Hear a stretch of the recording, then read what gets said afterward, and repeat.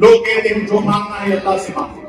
بیٹے اللہ سے مانگو، بیٹیاں اللہ سے مانگو، عزت اللہ سے مانگو، رزق اللہ سے مانگو، شہرت اللہ سے مانگو، بلندی اللہ سے مانگو۔ میں کہتا ہوں ٹھیک،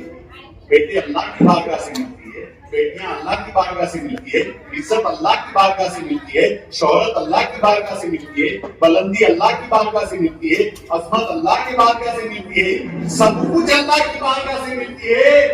لیکن اللہ تعالیٰ کہاں ملتا ہے؟ اللہ تعالیٰ کہاں ملتا ہے؟ باہو ہم قرآن کریم کی بارگاہ میں عرض کریں، اے اللہ کی کتاب، تو لادے ہے، تو منبع نور ہدایت ہے، تو مشعل راہ ہے، تو انسان کی ابتدا سے لے کر انتہا تک، محض سے لے کر لہر تک، ماں کی گود سے لے کر قبر کی کوٹری تک، ہر مشکل موڑ پر انسان کی ہدایت کرتی ہے۔ یہ اللہ کی کتاب ہے قرآن، تو ہمیں بتا کہ اگر پروردگار ناراض ہو جائے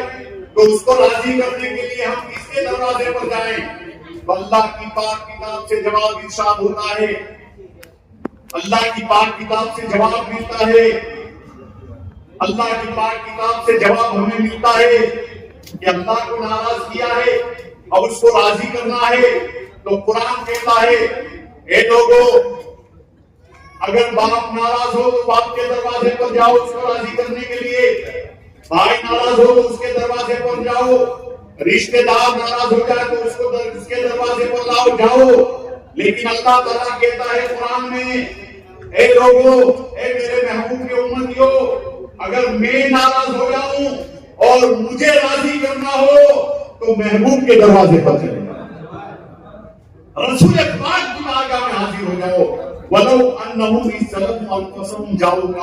اگر اپنی جانوں پر ظلم کرو اور اللہ کو ناراض کر دو تو حضور کی بارگاہ میں حاضر ہو جاؤ، حضور کے پاس چلے جاؤ۔ اللہ تعالیٰ فرماتا ہے اے میرے محبوب کے امتیوں، آپ گناہ کر کے اپنی جانوں پر ظلم کر کے مجھے ناراض کر لو تو میرے محبوب کی بارگاہ میں چلے جاؤ، اس لیے کہ میرے محبوب کا دروازہ میرا ہے، دروازہ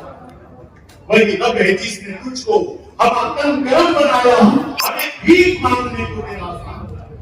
کوئی کسی نمبردار کا مانگتا، کوئی کسی تھانے دار کا مانگتا، کوئی کسی فقیر کا مانگتا، کوئی کسی وزیر کا مانگتا، کوئی کسی پیر کا مانگتا، سنی کو ناز ہے کہ یہ احمد مختار کا مانگتا ہے، آقا ہمیں ناز ہے کہ ہمارے خالق و مالک نے ہمیں بھیک مانگنے کو دے راستہ ہوتا ہے۔